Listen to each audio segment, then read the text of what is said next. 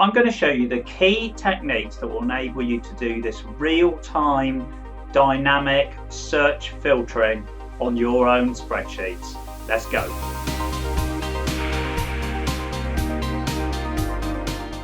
So this video is massively inspired by a video on the Office Lab by Marco on dynamic data search boxes. Now he has created a two-part tutorial and it's excellent. It's absolutely excellent. Definitely go and look at that. Now what I'm going to do is take you through the key techniques within those tutorials that will allow you to do this yourself, and not only that, I'm going to add in a few extra bonuses along the way, sort of my take on some of his ideas, and also how you can achieve the same results even if you don't have one of the brand new versions of Excel or Excel 365.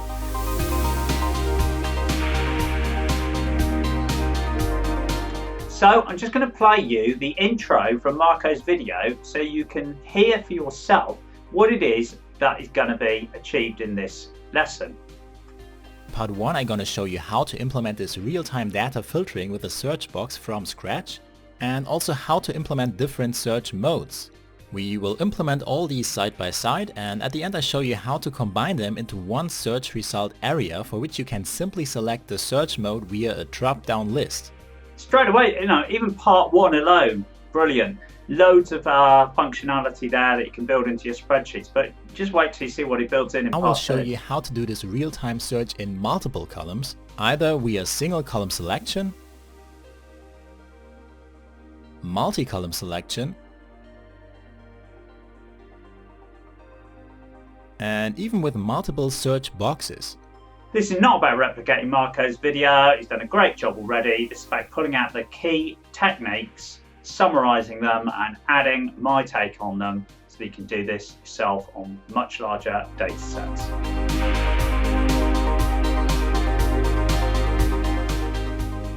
Okay, technique number 1, and this is brilliant. This is absolutely brilliant. I've never actually come across this before. And this is how you make in-cell calculations happen in real time. So what do I mean by that? Well, in this cell here, I've just got a very simple formula, which is the uppercase of whatever I type in B6. So if I type in hello there, hit enter, get uppercase in there. But notice how when I type, nothing changes until I hit enter. And what we want to do with real-time searches is we want things to be able to change as we type, right? So how are we going to do that? It's actually pretty straightforward, right? And the answer is that we use a text box linked to the cell. And I've got one set up here and I've purposely made it look exactly like the cell. And as I type in that text box now, you'll see that every character I type effectively is coming out in uppercase in the formula. You don't have to wait until anyone presses enter. And that's an absolutely key technique that we're going to use for anything we want to happen real time in spreadsheets. And I haven't thought of many use cases yet, but clearly filtering is one, but there must be a ton more. So if you've got other use cases, please put them in the comments because I'd love to hear about them.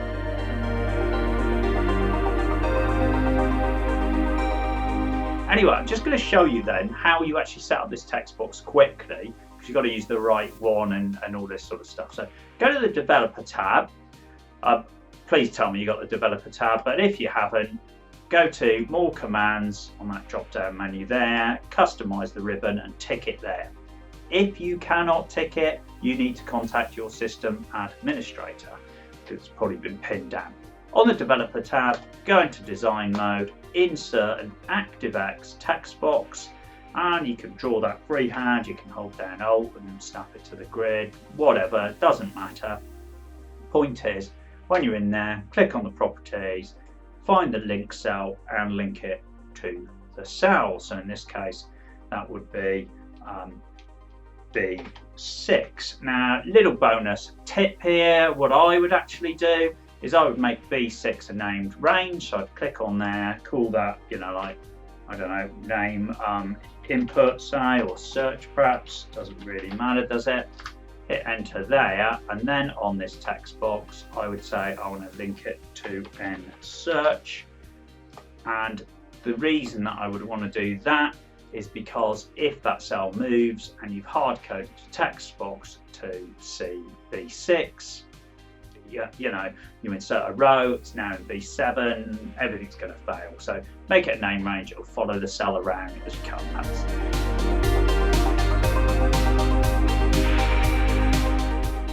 Now, also making that look like a cell, there's a few key things to watch out for, just save you a bit of time doing that.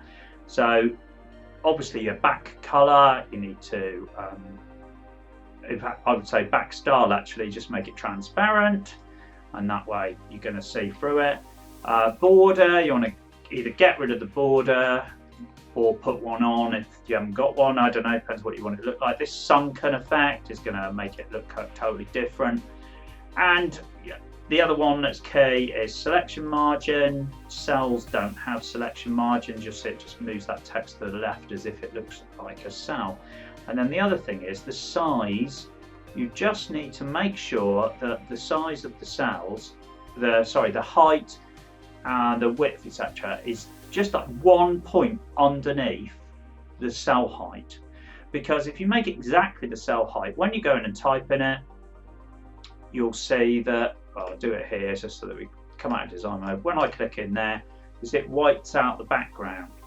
So it's no longer transparent when you click in it. And if you've got it exactly on cell borders, it will cover up those borders and be obvious. So that's just a few points. But the key point, text box linked to a cell makes all the calculations based off of that cell happen in real time.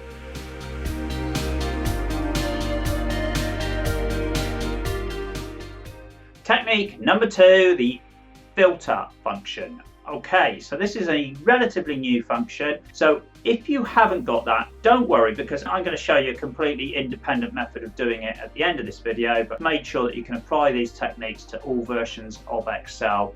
It's just the end filtering that you'll have to do differently if you don't have the filter function. Anyway, what on earth is the filter function? It's actually pretty straightforward. So you type in a filter, it wants an array, and then it wants to know what to include in or how to filter that array. And then you've got this optional argument to say whether you want to give a message or you want to do something different if no results are found. I've set this data up as a table, and you'll see why, because I can just literally do that, and then this whole table will come in like one array. And I say, what do I want to include? Well, I'm going to say, well, I want to include the products that equal whatever is in my search text box. Now, the reason I clicked outside of that and then moved to the left with the arrow keys is because my actual search box is a text box, as in technique number 1, and you can't just click on a text box. Right, so I want it to equal that. I'll ignore the if empty argument at the moment to keep things simple. Now, that's coming up with a calc error because there's nothing in here. But if I type paper in here, you'll see we instantly result in showing everything paper. What about tables? Tables. There we go. So that's how the filter function works, and we're going to be using that throughout, but like I say, I'm going to step you through as we go.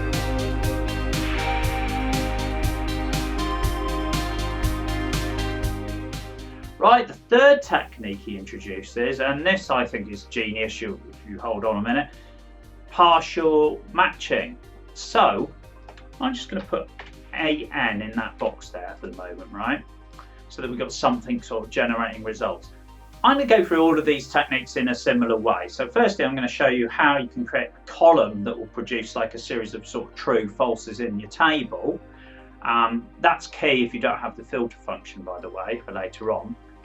Then how you turn that into a dynamic array that's kind of independent of the table, and then how you can use that dynamic array inside the filter function to create your sort of filtered list of results. So let's go. This is where the real magic happens in the table. The rest is just conversion. So partial match then. So if I want to find the letters A, N in this anywhere in here, so I don't want stuff that starts with AN, I want AN to be anywhere in it, then I'm going to need somewhere searching, and that's exactly what we can do. We can use the search function. So find the text, well, let's F4 to fix that, pick up the search text result. Within the text, well, go over to the product column. Don't need the optional argument. So there we go, right. Straightforward, apart from we're getting all these errors, we're getting multiple values. Yeah, how are we going to use that in a filter? You can filter out errors perhaps, but it's all a bit messy. No, it's a very simple solution. Embed that whole formula in an isNumber formula. And that's going to give us a whole series of trues and falses. And because it's giving a true or a false, we can essentially use that as our criteria inside the filter function to produce a table where they just equal true. So I've actually previously gone through and set this up with some conditional formatting, and you'll see this throughout, where I've just picked this one to show like greens and reds for ones and zeros. And I've done that so that I can just shove like a double negative. Putting a double negative in front of a true or a false will turn it into a 1 or a 0, make it binary. So by doing that, we can sort of see very clearly exactly what's matching and what isn't. So as I type in like book, for example, you can see that, or type in P, there's loads, but as we go on, we can narrow it down to paper.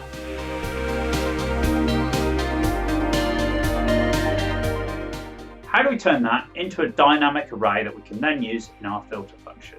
So if I just copy that whole formula without the sort of minus on the front though, and it doesn't like it. Why doesn't it like it? It's highlighting this sort of table reference, and that's because that style of table reference only works when you're inside a table. So we need to get rid of that, but it's actually fine, so we just click on like that, as long as this arrow's here, click on that, puts the whole thing in. We need the table name in front, hit that, and you can see we now get a spilled array, so the blue border there, everything true or false, and all these trues will line up with the ones on the table at the moment. So we now have our filter criteria. So if I just copy that filter criteria there and put it inside the filter, so again our array is going to be all of that for now. Then our criteria, again I'm going to leave the optional argument blank for the moment, and there you go. Right, so this, when I type in bin now, binders, etc., type P, we're getting all sorts of stuff here, but as I narrow it down, P-E-N, say, yeah, pens. I don't need to start with that, of course I could just go with art, or imagine I want sort of, I wanted telephone communications, I'll put an extra M in, yeah. You know, so this is great already, 3 techniques in, a great filtering system already, but way more than that obviously.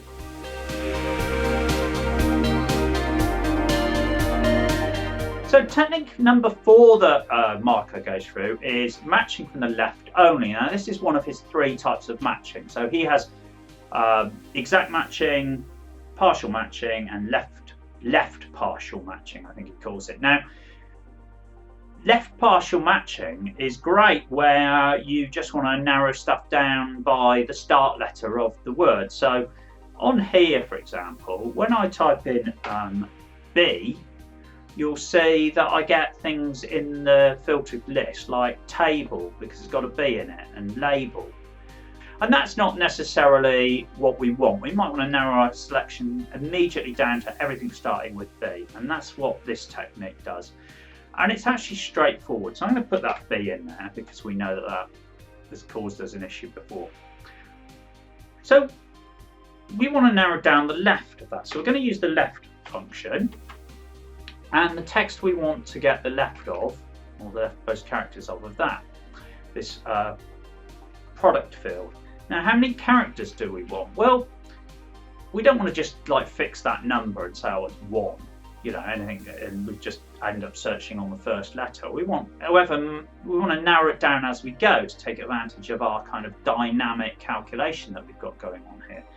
So what we can say is that the number of characters to include in our search is going to be the len function, of whatever we've entered as a search. So as we type more letters, the search expands to include more letters. So that is going to be our left function. So if you'll see here, that will give us the first letter of everything in the product. But to turn that into a column of trues and falses, all we need to say is that it equals our C5, which is our search box there, and that will turn that into a series of trues and false. Now, just so it shows up on a bit more clearly, I'm going to put a double negative on that. I have to encase the entire formula in parentheses there, and we can now see that every time we start with a B, we're getting a 1, but we're not picking up things like tables where there's a B inside. So again, if we do A, we're only getting appliances. P, we're getting paper and pens, but PE now, we've just narrowed that down to just pens. PA, you can see that knocks out the pens. So this is an alternative way of searching, really. You probably want to do one or the other, and that's where I'd strongly suggest you have a look at Marco's video, because he goes through how you can combine these different sorts of searches within a single formula. I'll give you a clue. He uses the if statement and a drop down box. Anyway, right.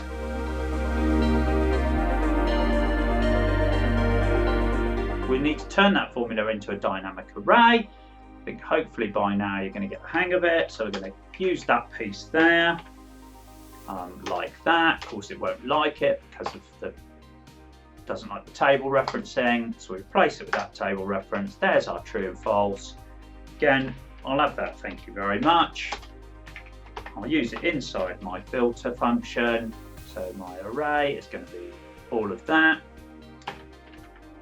Here's the get shot of that equal sign, and there we go. There's all the paper, and I do that. There's all the pen. Art won't pick anything up. Now, interestingly, this is a good example of when you might want to have the optional argument on your filter, because what we could do is put, say, the word none on the end there, and then it will show none if nothing comes up.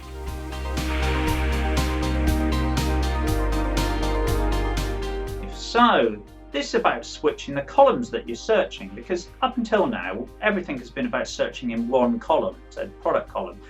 And Marco takes this to a fine art on the Office Lab video, where he sort of has drop downs and tick boxes and multiple search criteria and things like that. So definitely go and check that out after this. But right now I want to show you the core technique for switching columns, and it relies on using tables in Excel. Because the great thing about tables is that the columns can be referred to by name. So as you see, if I just say, well, this equals customer, you see the formula it's using, it just says equals customer, yeah? So I might be able to sort of use a cell with the word customer in it to kind of replicate the choice of column. And that's essentially what we're going to do. So first off, we need a little drop down box here that allows us to select the column. I have an entire playlist, more than one playlist in fact, of drop down box videos and how to create them and the various different types, all sorts of stuff on them. So please, if you're interested in drop down boxes, go and have a look at those at the end of this video. But for now, I'm just going to put in probably the most simplest, the data validation list. And in the source, I'm just going to highlight those two column headings, right?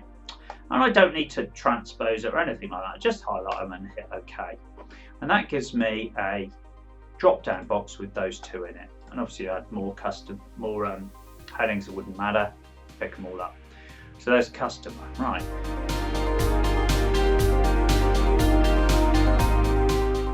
So what might be nice to do is say, well, what if I took out the word customer there and just clicked on F5 there and said, there, yeah, that'll do, won't it?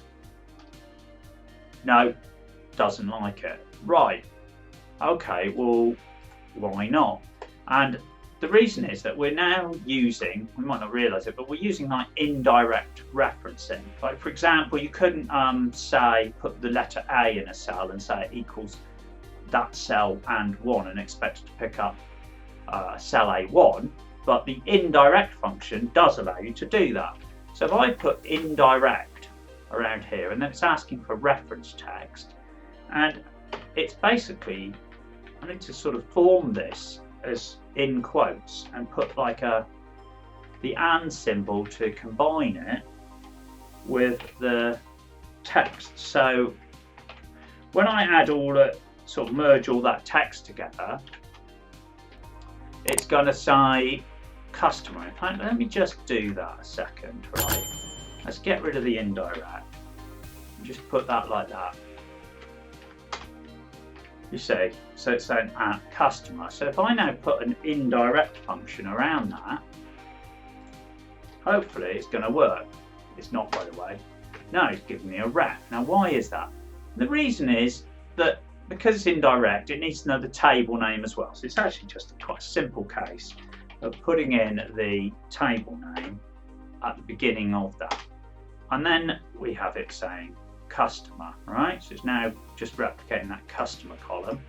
And if we switch to product, it'll replicate the product column.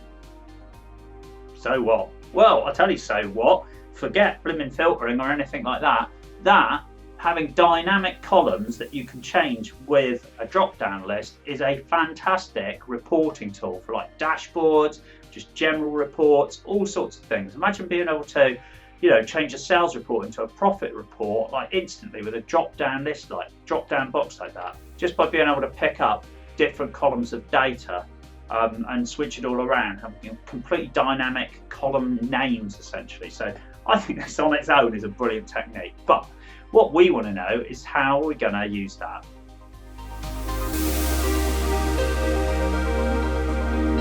So let's say we're putting AN, because I just happen to know we get some decent results from that.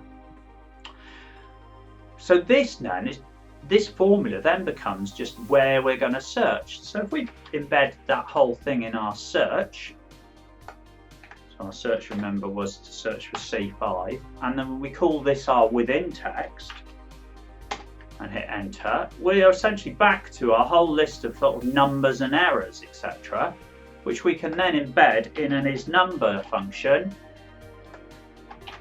to give us our true false. And I'm just going to put the double negative at the beginning of it just so that we can see clearly things changing on screen.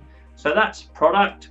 Change it to customer, and there's our customer matches, and you can see Susan, etc.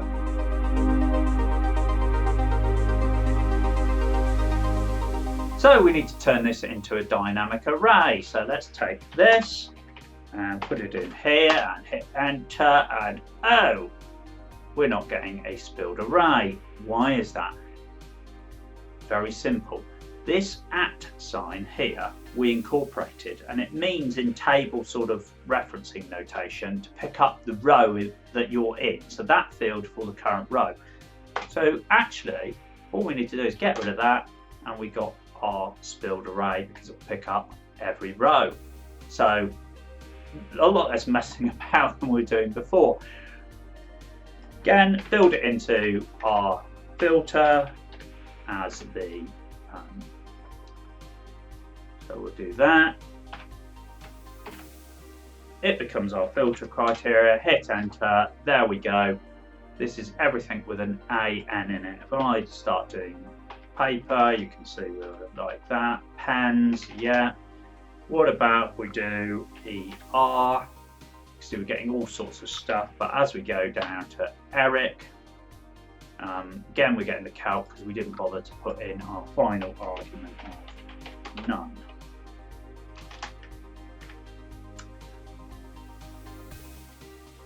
So that's how you might want to switch columns.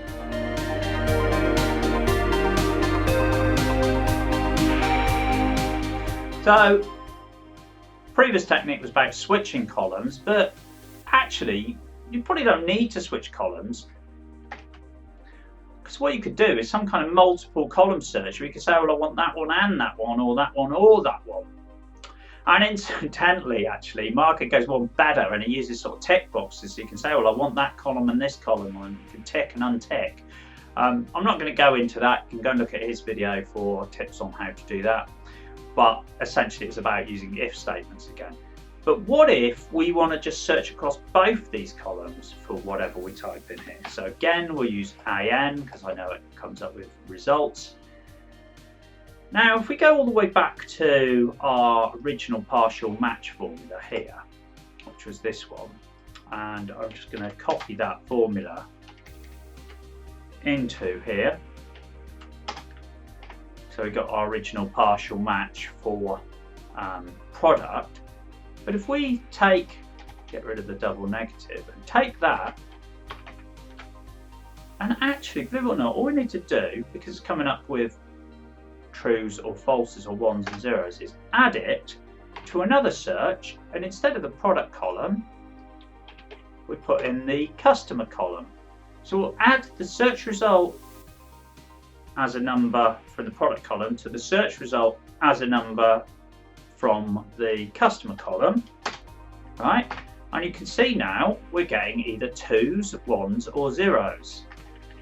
So 2 is obviously where both columns are included, and 1s are where only one column is included. So you can see probably how we're going to deal with this, that a 2 is effectively we have an AND match. We have something where it's in both columns, whereas a 1 would be that it's in one column or the other.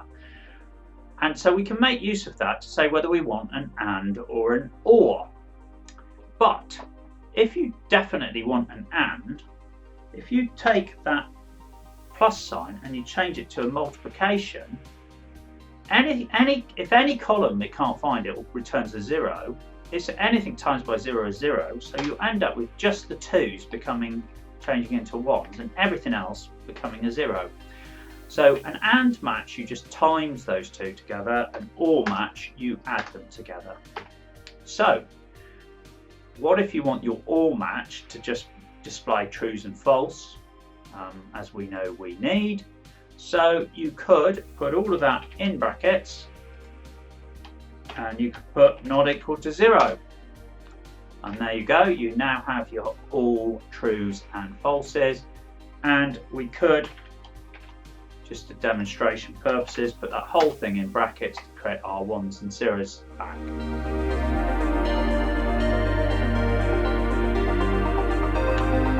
So we're now in a position to turn this into a dynamic array. So let's do that. So again, we're going to try and put that like that. Doesn't like it because of that product. All right, again, doesn't like it. This time because of the search on customer. So we'll do that. And there we go. There's our dynamic array of trues and falses.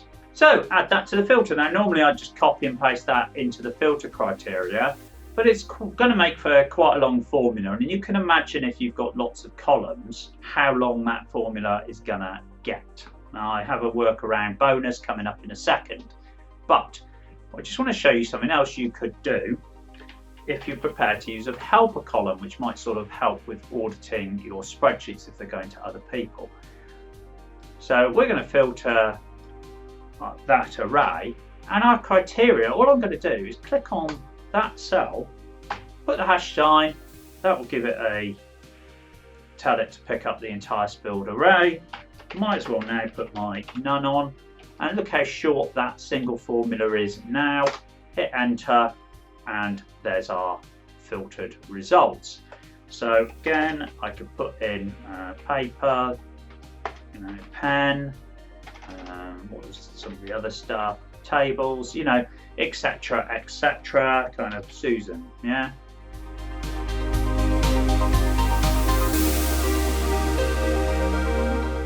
So that's how you can do AND or OR matching. And Marco, like I say, takes it one step further because he builds in checkboxes so you can switch this on and off using if statements to check on the result of the checkbox. But little bonus, because what if you have a load of columns? Now I've got 8 on here that you might want to search, right? And you want to search all of those, and you don't really care what columns things are appearing in. You just want sort of like almost search everything kind of thing, really, like a bit of your mini version of Google. So what you can do really is just create a search column and then link your formulas to this search column. Now you could, you know, if you're using very old versions of Excel without these formulas, you can start saying it's that and, you know, some spaces and that, you know, you could do that. I'm actually going to use the text join function to do this. So if you've got a newer version of Excel, you'll be able to do this. Text join, one of the first things it asked was the delimiter. So I'm just going to put that in. You know, virtually every other formula, it asks for the array first. But anyway, the delimiter, whether or not you want to ignore empty cells, well, it doesn't matter really. And then you can just, the great thing about this, you can just click on these one at a time and comma separate them, close the brackets, and there you go. You've got some massive great concatenation really of all your cells. And then of course you can, I'll just put that AN in there, Mo. You can then just link up your search to that search column, and then you'll get sort of huge numbers and things like that. But again, you know, start by now, you're probably well used to this. Put it in your is number, and you've got your trues and falses, and then you're basically searching across anything. Then any field you want, you can search. And that technique can be very useful if you've got many columns and you don't want to do sort of multiple criteria of like anding, as long as you can, if you just want to search across your entire data.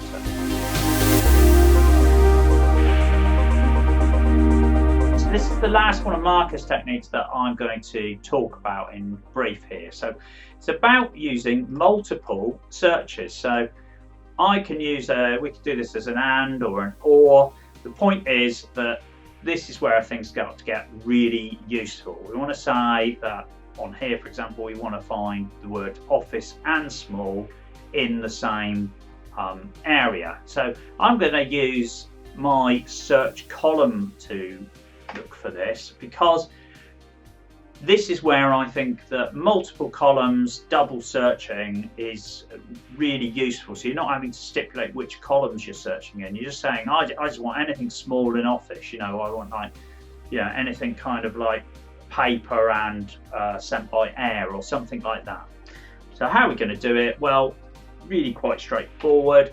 We're going to do our search again. The text that we're going to find is the first box. We're going to look for it in there. Obviously we need to put this into an is number formula. So I want this to be an and result. In other words, like both pieces of search text have to be found in order to achieve a result.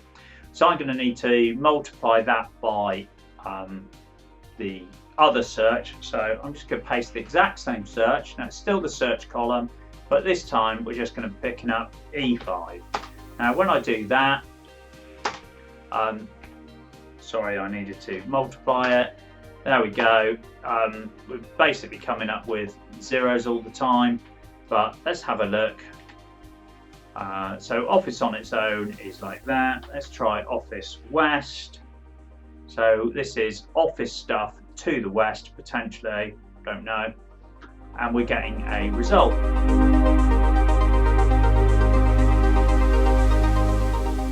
Again, we want to build that into a dynamic array, so we can copy this, put it here, take out, as you hopefully by now know, we need to put in the table name, so we're just going to take out that,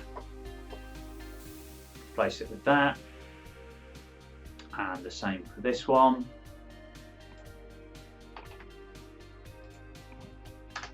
And there's our dynamic array, and we can use that as our filter result. So because there's only one column reference in there now, I'm going to put that into the actual formula, and this time I'm only going to select up to sales column because there's no need to bring in these search columns in our results.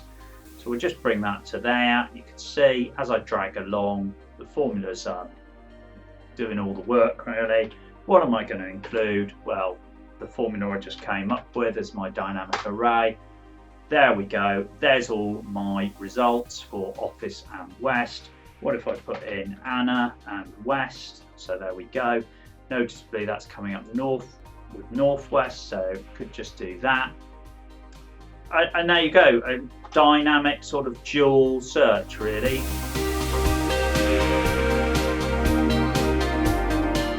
I do have more for you because all of this, what I've been through really requires you to have modern versions of Excel, of the formulas for example, but in particular the kind of end result of every technique has been to use the filter function. So if you don't have the filter function, you know, what are you going to do? And this is where you don't have access to this filter function, or as I came across when I was building my sort of downloads pack index here, you need to return within your filter results actual pictures. So I've got the thumbnails of my videos, for example, coming up in these filters. The filter function is not going to do the job there, so you need a different technique.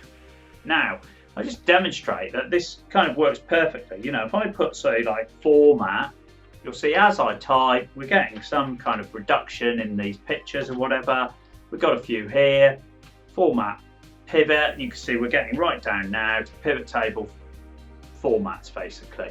So this is why I created it, and I'll use this technique to be able to filter on kind of all columns, all data, bring back pictures.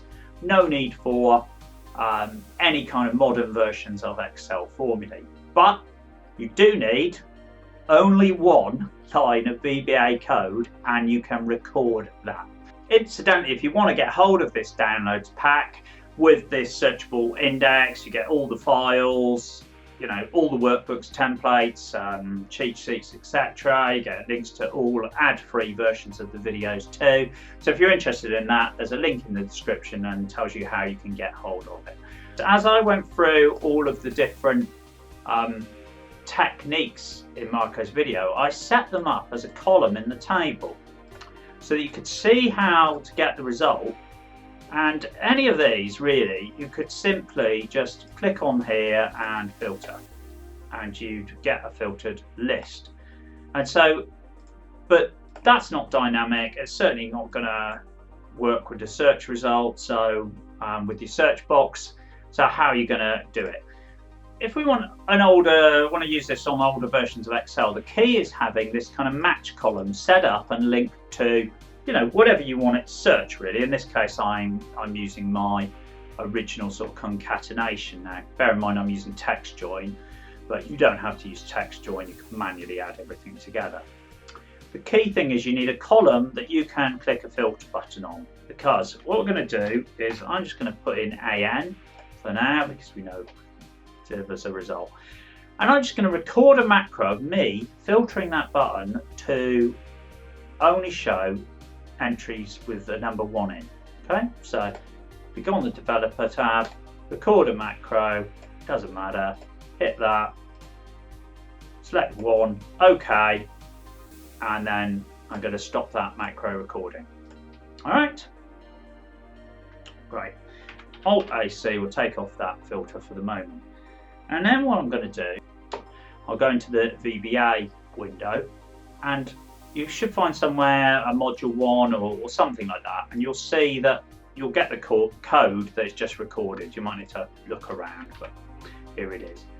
And here's the line that it's recorded, and just for information, it's referring to the table name on the active sheet, you know, and it's saying I want you to auto filter column 12 to only equal 1. Now it doesn't really matter what that says. You can make it more flexible later if you want, if you know your VBA. But the point is, let's just copy that, and we're going to go to the code within the sheet we were working on, which was this T8 sheet name here, and we need to put this code and attach it to the text box.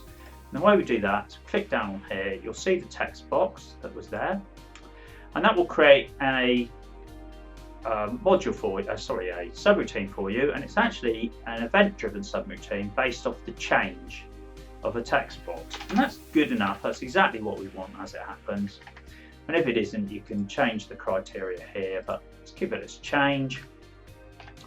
So all I've done is paste that code in there. So what's going to happen? Every time the text box changes, it's going to filter column 12 so that only equals 1. That's it. It's job done, you know, because now if I go in there and change that letter, you'll see the filter kicking in, AN, and you can see it's now filtering, yeah, and so everything's filtering as I type. Now, this actually has some advantages over using the filter function. For a start, it's filtering your actual data on screen as you type. So if you wanted to use it for some sort of dashboard or something, this might be a better way to go. You could always hide that sort of match and search column, just to hide the columns and tidy it up. But I guess the disadvantage of this is that you need to use macros. Even though it's one line of code, you're going to have users going to need to enable macros and things like that to get it to work. So again, I've got some techniques and workarounds to make sure people do that. So check out my playlist on macros if you want to learn a bit more. But essentially, this is how you get round dynamically as you type on older versions of Excel. So that's it for now. There's a link to this workbook and all of my formulas and setup, etc. in the description. There's also links to Marco's video on the Office Lab, or videos I should say, if you want more details and you want to see this stuff like being combined and making more sort of slick. He also offers a free download of the spreadsheet, so you can get both of them. So I strongly suggest you go and do that. Hope this has been useful. I'll see you soon.